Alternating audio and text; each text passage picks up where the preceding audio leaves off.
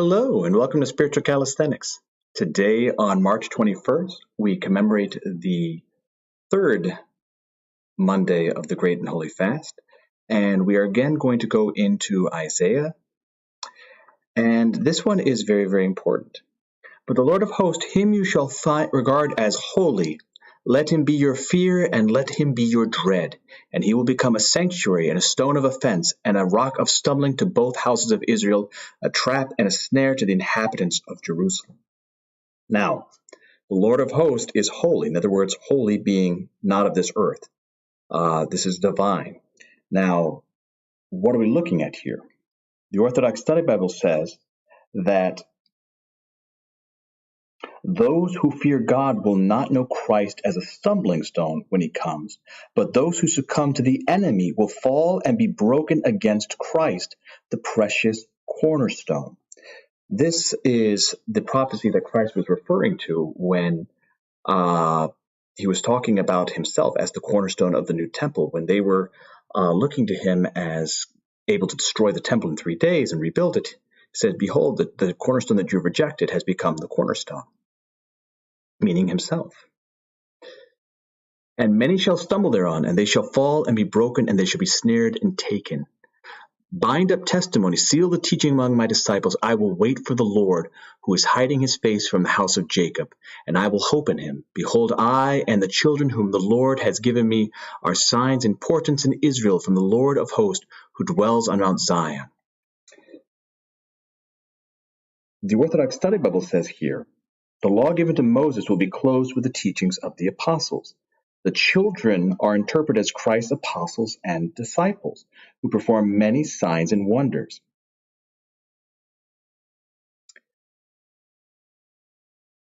And when they say to you, consult the mediums and the wizards who chirp and mutter, should not a people consult their God?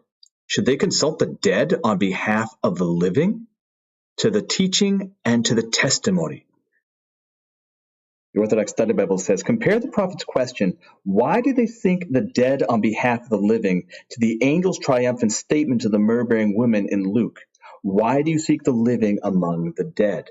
In other words, these soothsayers, these prophecies that they're trying to get, which are really from demons, are not where we should be going. We should be going to God himself to get answers. And more to the point, God is the God of the living. Surely for this word which they speak there is no dawn. They will pass through the land, greatly distressed and hungry. And when they are hungry, they will be enraged, and will curse their king and their God, and turn their faces upward. And they will look to the earth. But behold, distress and darkness, the gloom of anguish, but they will be thrust into thick darkness. God gave men and women a natural law within them, the ability to choose the good and to avoid the evil, but they chose selfishness. Then God gave the law of Moses, and it too was broken. Great darkness falls upon the soul that is without the light of the commandments. But there will be no gloom for her that was in anguish. In the former time he brought into the contempt the land of Zebulun and the land of Naphtali. But in the latter time he will make glorious the way of the sea, the land beyond the Jordan, Galilee of the nations. The people who walked in darkness have seen a great light. This should sound very familiar because this is read on Theophany, the land of the Jordan. When Christ comes to the Jordan River for his baptism, he is that light, bringing the darkness they've all experienced to nothing and shining that light on them so that they can find eternal life. Those who dwelt in the land of deep darkness, on them a light has shined. Thou hast multiplied the nation, thou hast increased its joy. They rejoice before you as with joy at the harvest, as men rejoice when they divide the spoil. For the yoke of his burden and the staff for his shoulder, the rod of his oppressor, you have broken as on the day of Midian. Now, what's the day of Midian? The Orthodox Study Bible explains it to us that it refers to the defeat of the Midianites by Gideon and his men without the use of weapons. This is from Judges, chapter 7, 9 through 25. These men prefigure the apostles who spread the gospel throughout the world with only the weapons of peace, the preaching of the cross. For every boot of the trampling warrior in battle tumbled, and every garment rolled in blood will be burned as fuel for the fire. For to us a child is born, to us a son is given, and the government will be upon his shoulder, and his name will be called Wonderful Counselor, Mighty God, Everlasting Father, Prince of Peace. During the Great Compline service, we hear this as we're chanting, For God is with us. And this line, a son is born to us, is very, very important. A child is born speaks of Christ's human nature, and a son is given, unites his two natures in one person. The Son of God is also the Son of the Virgin. This, of course, is also read on the Nativity of the Lord.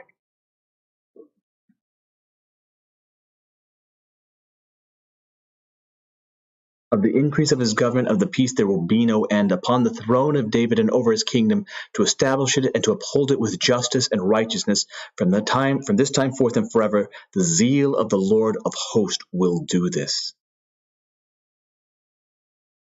So this is a very, very important statement, because it is telling us about the coming of the Lord and what he will be and how he will be. So yesterday we talked about how Jesus Christ calls himself Son of Man as his most used epithet.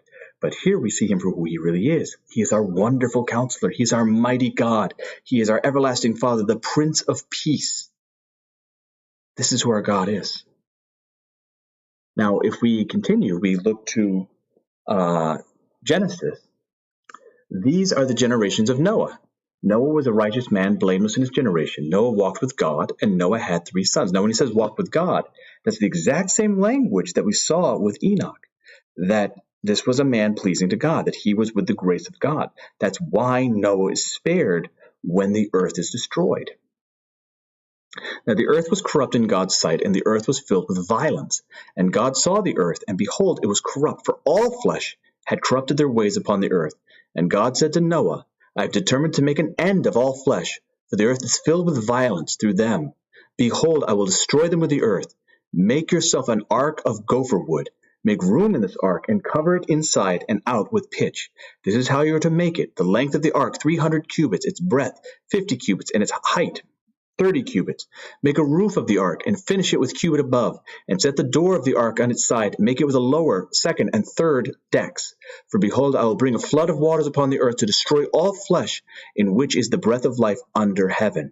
Everything that is on the earth shall die.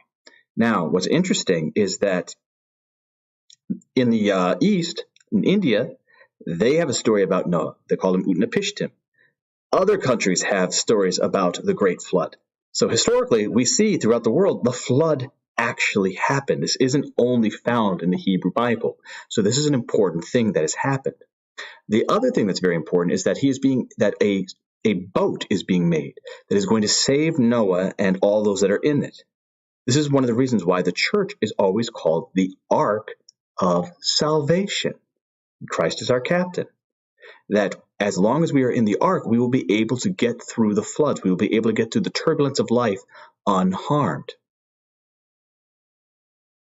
But I will establish my covenant with you, and you shall come into the ark, you, your sons, your wife, and your sons' wives with you.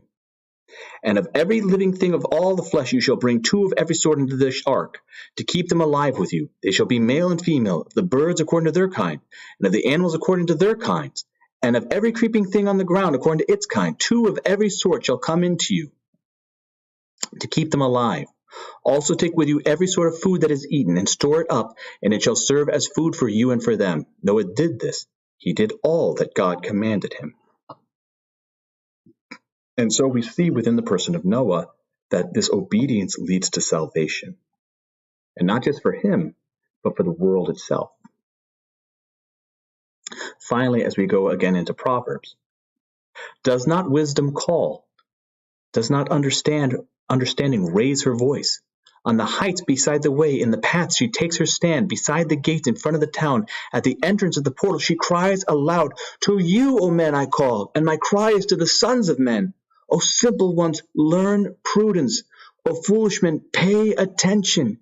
Hear, for I will speak noble things, and from my lips will come what is right. For my mouth will utter truth. Wickedness is an abomination to my lips. All the words of my mouth are righteous. There is nothing twisted or crooked in them. Now, notice what wisdom is doing here. Wisdom being the personification of Christ, in this case, the blessed bride. He's not whispering. He's shouting, but no one's listening. They are all straight to him who understands, and right to those who find knowledge. In other words, if you listen, you're going to see that makes sense. Take my instruction instead of silver, and knowledge rather than choice gold. For wisdom is better than jewels, and all that you may desire cannot compare with her. I, wisdom, dwell in prudence, and I find knowledge and discretion. The fear of the Lord is hatred of evil. In other words, if we hate evil, we'll fear God. And by fearing God, we'll know what to do. Pride and arrogance and the way of evil and perverted speech, I hate. Wisdom hates arrogance. I have counsel and sound wisdom. I have insight. I have strength. By me, kings reign and rulers decree what is just. By me, princes rule and nobles govern the earth. I love those who love me, and those who seek me diligently find me. Riches and honors are with me, enduring wealth and prosperity. My fruit is better than gold, even fine gold, and my yield than choice silver. Again, while we are talking about a bride and we are talking about wisdom, what we're really talking about is the person of Christ himself and all that he has to offer. I walk in the ways of righteousness, in the path of justice, endowing with wealth those who love me, filling their treasuries. In other words, if we follow after Christ and we love him, he will fill our treasuries with good things. And what are those good things? The fruits of the Holy Spirit: patience, kindness, love, generosity, forbearance. If we do this, we will be full of every good thing. We will be rich beyond our wildest dreams, not of earthly goods, but of spiritual goods that have far more value than gold or silver. I hope that you've enjoyed today's spiritual calisthenics. Have a blessed